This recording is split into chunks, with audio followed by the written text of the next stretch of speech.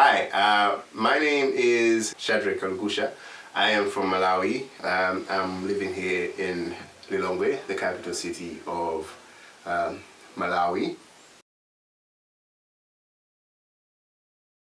I am a sound engineer. Sound engineering is all about taking sound in its natural form or whatever form it is and making it louder, making it bigger, amplifying it. So what that means is me talking by myself, talking to one person, that's okay. But if I want to talk to 1,000 people at this level, obviously nobody's going to hear me. So I need to be amplified. So I need a sound engineer to tell me how much sound do I need and what do I need for my voice to be amplified so that 1,000 people can hear me. So my answer would be, well, my friend, I think you need a couple of speakers, a microphone, so you can talk into it. It goes to the amp and it goes to the speakers, and voila, you have yourself an amplification. Sound engineer, problem solved.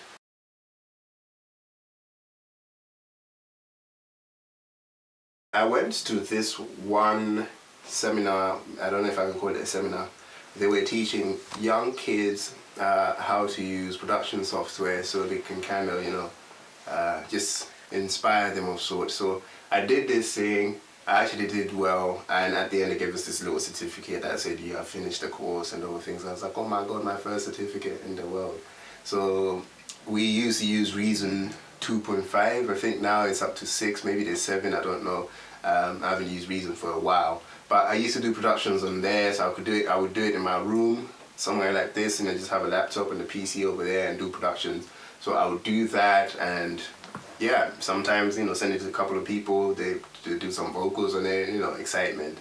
So I used to love that kind of stuff, so I've been doing that since then. I still do productions here and there. Do my brother's productions, George Kalukusha, check him out on Facebook, Twitter, and all things online. He's there. You find him, George Kalukusha. So I do his productions and so on. So that's how I found out I love this. So I also studied this. I went to Walton High School in England, where I did music technology and media studies.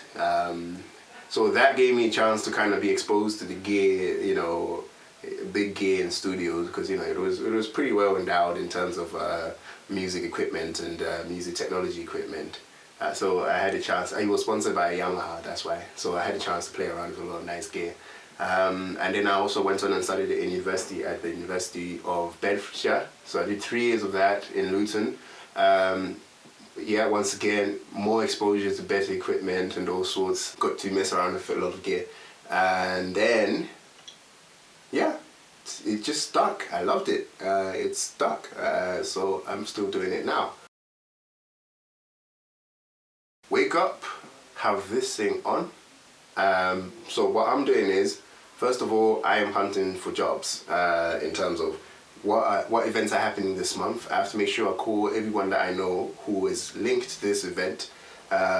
It's all about connections, yeah. So was linked to this event and see who's supplying sound. If there's no supplier, I could supply. I don't have personal equipment, but what I can do is, because I know so many people that have equipment and can give me good deals, I can go hire their equipment, then quote it in, send it in, and then see the feedback. If they take it, great. Do they want a sound engineer? I'm here, up there, give my quote, I'm done, So it's quick, fast-paced action, keep chasing for the jobs. Once you chase for the jobs and you've got a fair bit amount of connections, you'll be fine. So yeah, so my phone is always on. And sometimes people call me as well, especially people that I've worked with already or events that I've worked with already. They call me, and book me for dates and see if I'm available and so on. So, that's how my day goes. Communication, constantly just trying to hunt for jobs.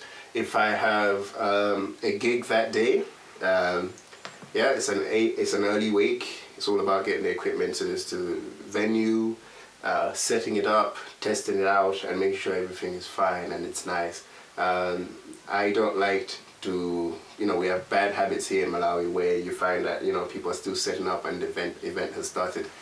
I never do that. Avoid being seen, being noticed. It's not good practice if everybody just notices the sound engineer walking around fixing things. It's better to fix things beforehand and make it look like you don't exist, because that's what being a professional sound engineer is all about. Just make it look like there isn't anything happening, but things are just going really well. That's a good result and a good day for me. Hunting for jobs and people waiting for jobs. There's always a risk that you may not get a job that whole month. So it's very hard because you have to always be on your toes, chasing for jobs, making sure that people know you exist, making sure that people know you're good, and so on. So marketing yourself and making yourself be known is the hardest part of this job, because if you're not known, if you're not in the networks, if you're not in the circles and things like that, it's really hard to get any sort of gig with this industry. So that's the hardest part and the biggest fear. It's 50-50, 50% the education, 50% the network, the spirit of wanting to do this and working hard at this, and also having a good ear and knowing your audience. If you fix that side of things, that if you know your audience, you give them what they want and they give you good feedback, people will keep on, hiring you. So obviously you can't start big, it's possible, but you can intern from people if you want to start big. You can intern with people and they can show you the ropes after you've done a bit of education on it. You can maybe just buy on small equipment if you can afford it, and just start with small gigs and just give people great sound, even if it's a small scale, and make sure you get good feedback, and so on and so on. Education wise, I know in Malawi here we've got Music Crossroads.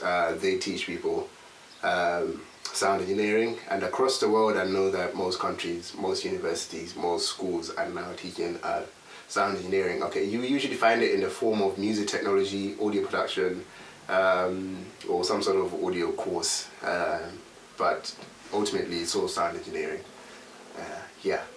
So expand your knowledge, go YouTube, go Google. There's always new stuff happening, new technology coming out, and also so you always need to go online, because if it's in a book, it's most likely old. With sound engineering, the new gear is only out online in manual books and stuff, but if it's in a real book, it's most likely old equipment. Now, it's good to know the old equipment, because that's really what gives you that experience as a really cool sound engineer. Just a keyword being cool sound engineer. Because if you can use the old gear, then you do fancy stuff like, you got racks upon racks of things. In the end, digital mixers have cut that out, but it's still cool when you do it, and you get that nice sound, that old vintage, authentic sound as they call it. Intern and just be involved with a lot of events. I usually work for most of the major festivals here in Malawi. That includes Lake of Stars, Sand Festival, and also the major artists. When they're coming here to Malawi, I'm usually contacted as well to help out in some sort. Now, there's so many spots that you can take. You can be the front of house sound engineer, you can be the monitor engineer, you can do stage management, you can actually just be a stage runner, there's quite a bit that you can do, but usually I'm stage management or front of house or monitor engineering, usually. That's what I like to do. But if it's a big event, even if I'm a stage runner, I'm willing to do it, because this is all about exposing yourself. People need to see you at events and confirm that you're always booked, because if you look like you're always booked, people want to book you some more. It's just in our nature to book those that are popular. So get booked and just be there, because nobody knows what job you're doing. A stage runner can look just as good as a stage manager, depending on how you present yourself. Work hard and put in a lot of effort and you'll be noticed. Just put in a lot of energy in what you do. Yeah, and you will be noticed. So if you wanna check me out in events, come meet me Lake Stars, come meet me Sand Festival, come meet me at any major events that are happening here in Malawi, and I'll be willing to take any one of you through my day and just walk you through the ropes. Basically, because this is me, I usually do most of my business in here. My number is +265 991 970-687, which is Facebook, Shadreck and Kusha. You find me there. We also got a Facebook link for my other stuff that I do, like media productions, which is Nationwide Multimedia Malawi. You can find that on Facebook. Also check out George Kalkusha and his Facebooks, and also that's my brother's link. He's an artist, like I said. I do his productions as well sometimes. Oh, not sometimes, all the time. Yeah. So that's me. Yeah.